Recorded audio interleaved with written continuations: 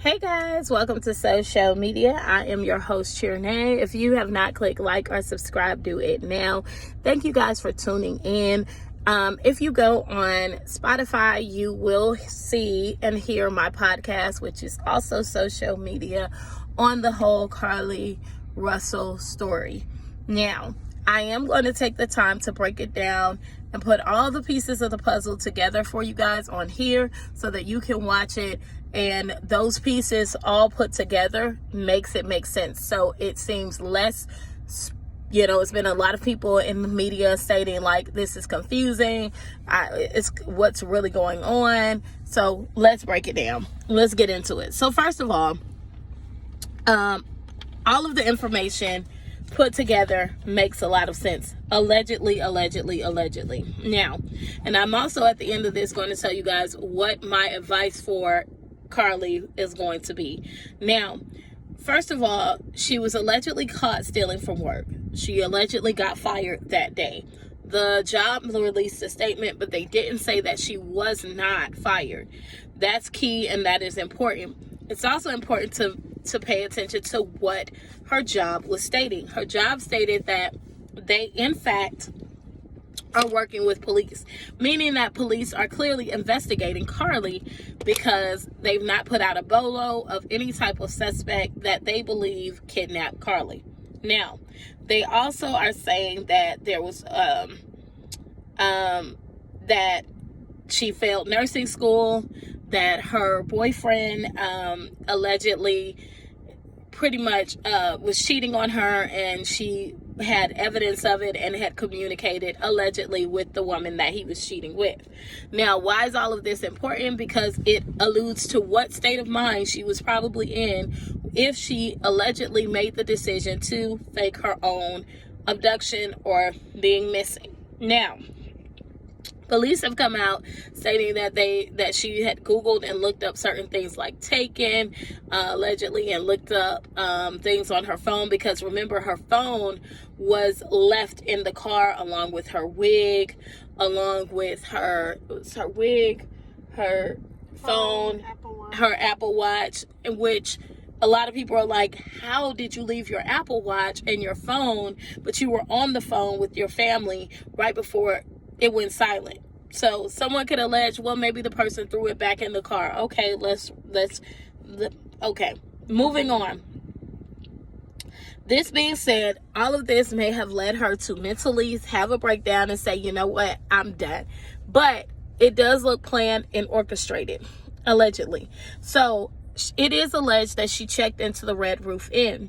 When she checked into the Red Roof Inn, it is being stated by famous media content creators that she was with an alleged 17-year-old boy for 48 hours or somewhere around that time. Now, that being said, if that is the case, police are going to get it because the proof of it, because Red Roof Inn, that area, they're going to have some cameras, some footage, even if you're walking into the Red Roof Inn, of her checking in. Even if he didn't check in with her, if he was on the premises, they most likely got it on camera.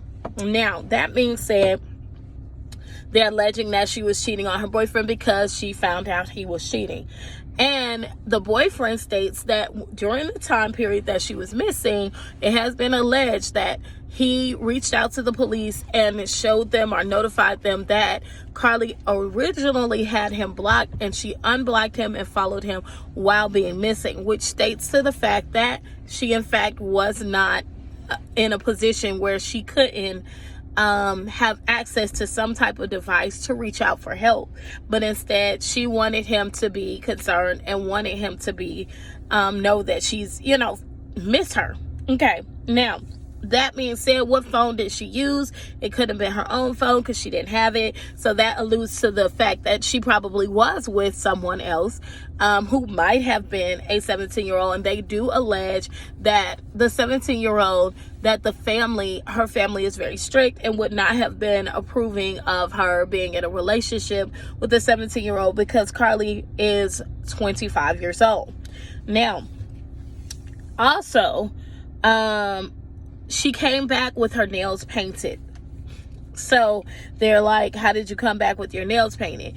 Police were allegedly concerned about the fact that she had purchased some things from the Target on Highway 280. But when she purchased things from the Target on Highway 280, what she didn't, the snacks and items were not in the car. So that led them to believe that, hey, you know what? You probably took these snacks with you. Okay. Now,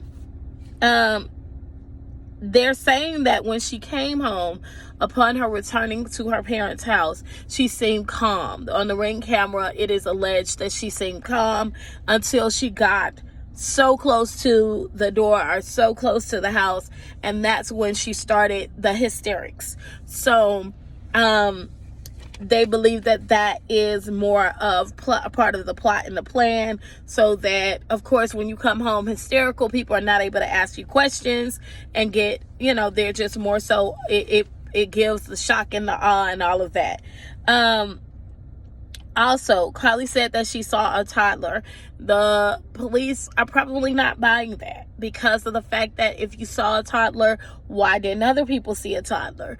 And it does show her stopping her car with the emergency lights, driving along the side for a very long time before she reached the destination where she stopped. Okay.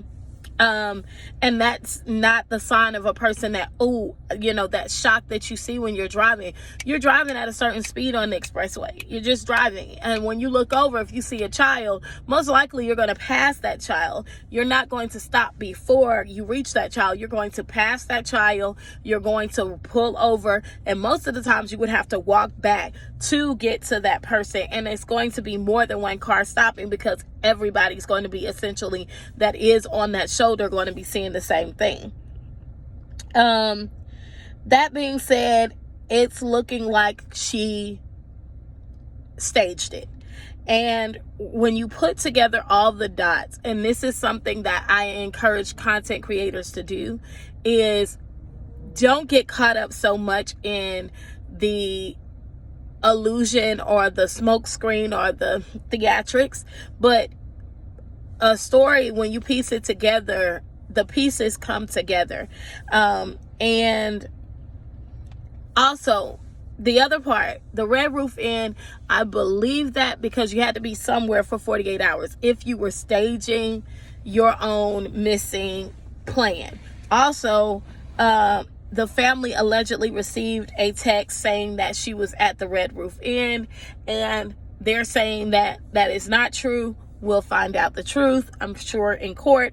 But the Red Roof Inn, that they received a text from Carlee saying that she was at the Red Roof Inn. So it is possible that maybe she was texting from the 17-year-old's phone, and she texted them and let them know, I'm at the Red Roof Inn. They came allegedly 6 people deep to a car. I don't know how true that is, stating like, hey, where is she? We're trying to find her, knocking on doors, adding to the hysterics. And that is when she showed up a few hours later at the home, because I guess she realized it was too much heat. Maybe that's why she texted them from the Red Roof Inn, because she didn't want them to be worried. Maybe this 17-year-old had enough, who wasn't so youthful. He was wise enough to tell her like, hey, at least let your family know you're okay, because I don't want it to be a problem. But this is all alleged. I came out with this again on my podcast on Spotify, so you can listen to it there as well, yesterday, way before the police did their release. My advice to Carlee, also, before I get there, her parents said, they came on live like, they came on an interview, which allegedly they were paid to do, stating that, we do believe that she was kidnapped. We do believe that she fought for the 48 hours, all of that stuff. Okay, while they stated that, the mom's head was going like this, and the body language was not lining up with what she stated, what they were stating. I feel like that was a bad decision to do the interview, because that gave police more evidence as to, is she lying? Because they're going to be able to read their body language, and they're going to be able to piece together certain things that were said in the video and certain things that weren't. So, and you also see where the dad, when they say, do you feel she was kidnapped and abducted, you see him mouth no, even though he's trying to say yes. So there's that. My advice to Carlee's family is to not do any more interviews. My advice is to get a good defense attorney. She's going to need it. My advice is to get a psych evaluation and get someone that is good, that will give, that will give a true psych evaluation to her state of mind. And most likely they're going to end up having to plead some type of insanity so that she does not go to jail for a very long time, because they used a lot of resources, they used a lot of money, and they used a lot of people's time investigating this. So when the police were like, oh, we're investigating, they've had defense attorneys, they've had prosecutors on shows talking about this case, and they're all stating the same thing, which is they all believe she's lying. They all believe that she orchestrated this, and the $63,000 that was raised, I hope everybody got it back. That some are saying that they did. Some reports are saying that they're not giving it back. I don't know the validity of that, but I'm pretty sure they're going to charge her financially with whatever people need to be paid, because you use man hours, you use across state lines, all types of stuff. It's also alleged stuff about Atlanta and about the parents sending money to Atlanta. I don't know if the parents were in on it or not. I don't know about that. So that I do not know. Again, all of this is alleged. I'm sure that this is going to be bigger than the Jussie Smollett case. That's why I do agree with Candace Owens on that. Candace Owens did speak and release, I think, first about her being with a 17-year-old. They are alleging that police were suspended for leaking information. So that's going to be interesting too, because now that precinct is lost, man hours and police and stuff like that behind this case, because so many people have gone there trying to get the scoop of what's going on and what really happened. People are alleging about the camera. As far as the camera goes and the glitch and all of that stuff, it shows when the police arrived. The police have their cam. That's going to be investigated too. I'm sure that the FBI, all of them are still putting man hours behind this, because they're investigating the video. But that being said, that's only going to be more money that she owes, and that will have to be paid back. So we will see how this plays out in court. I do believe that it is a huge possibility that she will be arrested. She will face several charges, and it is going to be in her best interest to plead some type of insanity if she is found insane, and she may be, she may not. I don't know, but she needs to get a huge defense attorney that's going to really make sure that they get her the help that she needs. That is my hope. That is my prayer. Whether she's truly insane or not, I do not know. But it is a level of insanity that plays into actually orchestrating and doing this when you didn't have to. You're a grown woman. If you wanted to spend 48 hours at Red Roof Inn, you could have just went. You didn't have to, do the 911. You didn't have to.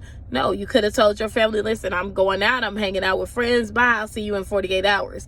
And she would have been free. So now her freedom lies in the balance. I would encourage her to stop doing public responses. She's already responded to the police releasing a statement today, allegedly stating that she was kidnapped by a trucker and all of this stuff, which I'm pretty sure she saw the truck drive by in the video, the footage, because just like we can watch the footage, so can she. But I think it is in her best interest to stop talking. please stop talking. Let your attorneys do the talking for you. Her family needs to stop talking. Her mom needs to do no more interviews. But thank you guys for watching. I hope that this pieces together the pieces of the puzzle to give you a full view of what's really going on. You know, I keep it 100. Carlee, get yourself the help that you need. Check yourself into a institution that will just really help you in this situation right now, because it will kind of state your level of needing the help that you need. I do believe that people don't always get that help in prison. So good luck, God bless, and stay tuned for more. Thanks for watching. Bye.